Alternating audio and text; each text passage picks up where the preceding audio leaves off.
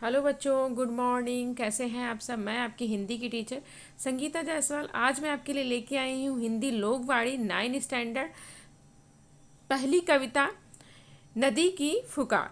ठीक है बच्चों, आज हम पढ़ने वाले हैं नदी की फुकार, जिसके लेखक हैं सुरेश चंद्र मिश्र जी।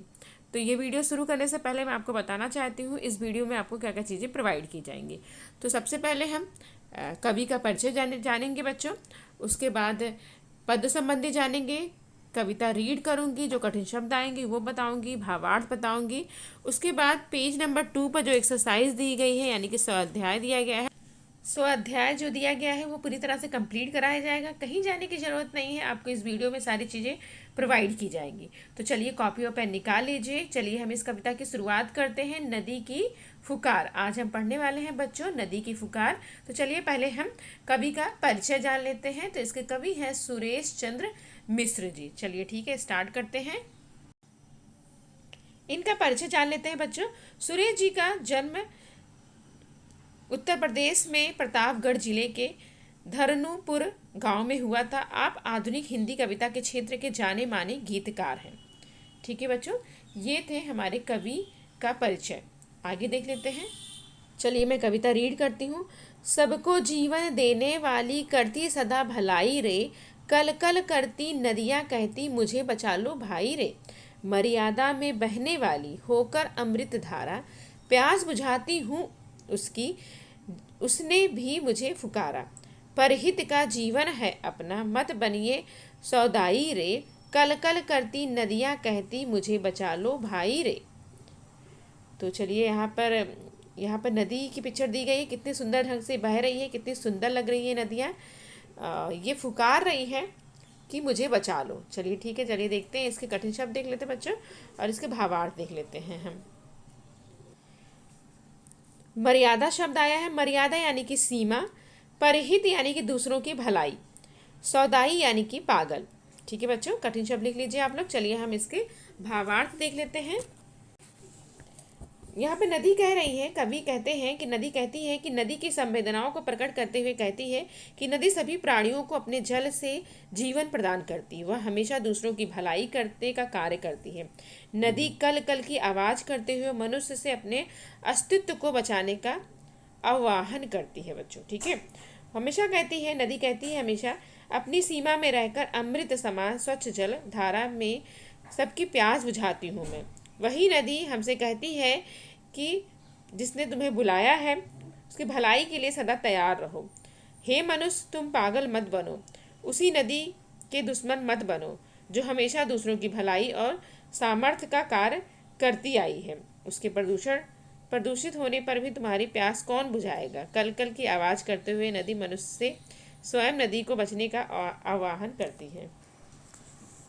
जो नदी सदैव अपनी सीमा में रहकर अमृत समान स्वच्छ जल धारा में सबकी प्यास बुझाती है, वही नदी हमसे कहती है कि उसने भी मुझे बुलाया है, मैं उसकी भलाई के लिए सदा तैयार रहती हूँ। हे मनुष्य, तुम पागल मत बनो, उसी नदी के दुश्मन मत बनो जो हमेशा दूसरों की भलाई और परमार्थ का कार्य करती है। उसके प्रदूषित होने पर तुम्हारी प्यास कौन बुझाएगा। कल कल की आवाज़ करते हुए नदी मनुष्य को स्वयं नदी को बचाने के लिए आह्वान करती है बच्चों। ठीक है, तो ये भावार्थ यहाँ पर समाप्त होता है। आगे की पंक्तियाँ हम देख लेते हैं। गिरिवन से निकली थी तब मन में पाला था सपना, जो भी पथ पे मिल जाएगा बस उसे बना लो अपना। मगर मलिनता लोगों ने तो मुझसे मार डाल मिलाई रे, कल कल करती नदियाँ कहती मुझे बचा लो भाई रे। नदियाँ के तट पर बैठो तो हरदम गीत सुनाती, सूखा पड़ जाए तो भी किनारों की प्यास बुझाती, बिना शुल्क जल देती कितनी पाई महंगाई रे, कल कल करती नदियाँ कहती मुझे बचा लो भाई रे। चलिए कठिन शब्द देख लेते बच्चों। गिरवन यानी कि पर्वतीय जंगल को कहा जाता है। पाला यानी कि सजोया को। मलिनता यानी कि गंदगी। ठीक है, और तट यानी कि किनारा। हरदम यानी कि हमेशा। शुल्क यानी कि पैसा। अब इन पंक्तियों के भावार्थ हम देख लेते हैं बच्चों। नदी कहती है, जब मैं पर्वत और जंगल से होकर गुजरती हूँ तब मैंने अपने मन में एक सपना पाल रखा था कि रास्ते में जो भी जरूरतमंद प्यासा मिले उसे अपने बनाते हुए उसकी मदद करूंगी, आगे बढ़ती जाऊंगी, मानव जाति को कभी दूषित नहीं करूंगी। इस प्रकार कल कल करती हुई नदी जो है प्रदूषित से खुद को बचाने का आह्वान किससे करती बच्चों? मानव से करती है। ठीक है, अपने आप को बचाने का आह्वान कर रही है मानव से।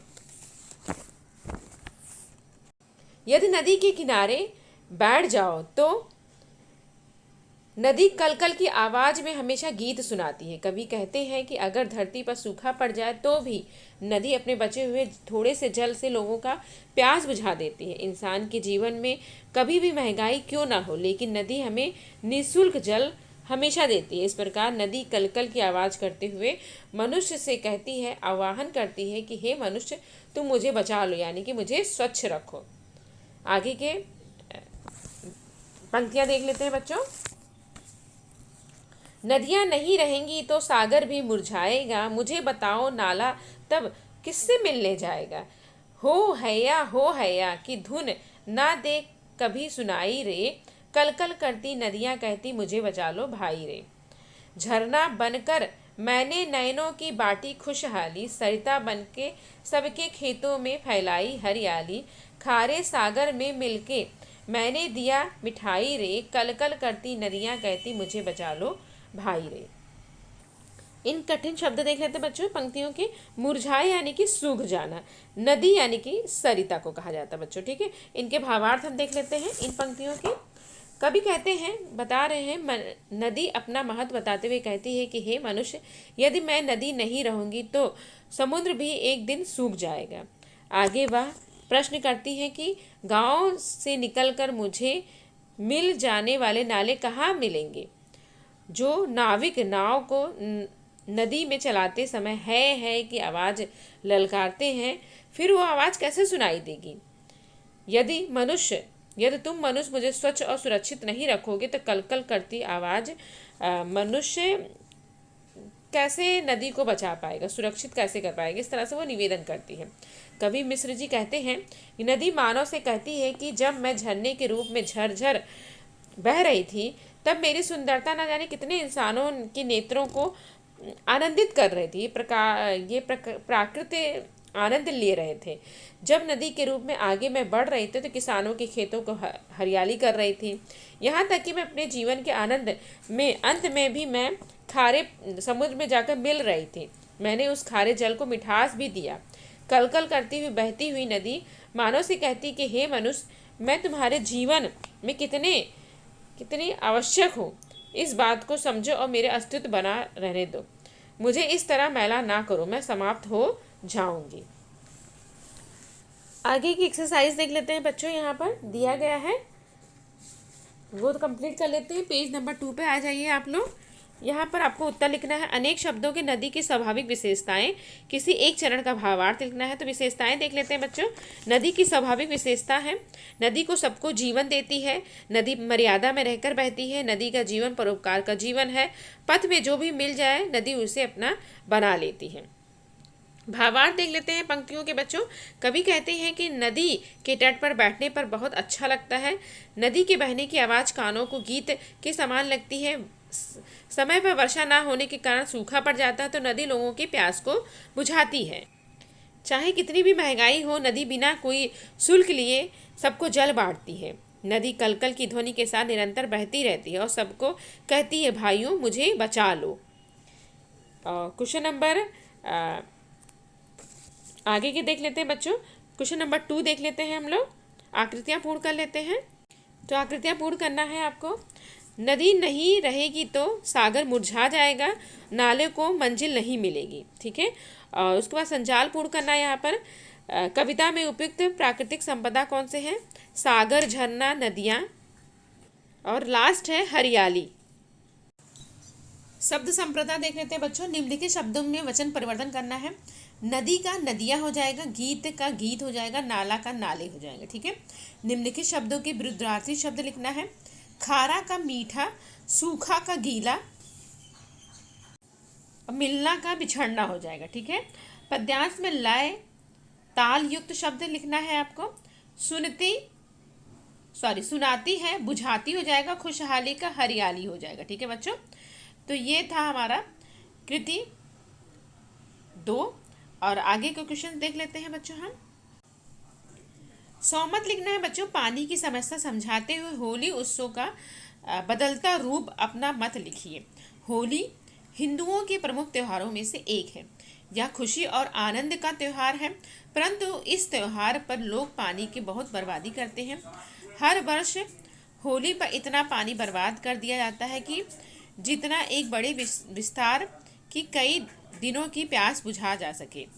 लोगों को एक दूसरे को रंगने में कितना आनंद आता है कि वो भूल जाते हैं कि इन रंगों को रंगने के लिए कितना पानी बहाना पड़ेगा। हमें होली सूखी प्राकृतिक रंगों अबीर, गुलाल आदि से खेलनी चाहिए। थोड़ी देर के आनंद के लिए पानी जैसी अमूल्य संपदा को बर्बाद नहीं करना चाहिए। तो ये पोयम जो है बच्चों समाप्त होता है। आशा है मुझे आपको ये पोयम में सारे डाउट्स आपके क्लियर हो गए होंगे इस वीडियो में, और मैंने सारी चीज़ें आपको करा दी हैं। तो कहीं डाउट होने की ज़रूरत नहीं है, परेशान होने की ज़रूरत नहीं है। जहाँ नहीं समझ में आया वीडियो पॉज करके उसका उत्तर लिख सकते हैं, देख सकते हैं। थैंक यू सो मच बच्चों, ये वीडियो देखने के लिए, लास्ट तक बने रहने के लिए। ओके बाय बच्चों।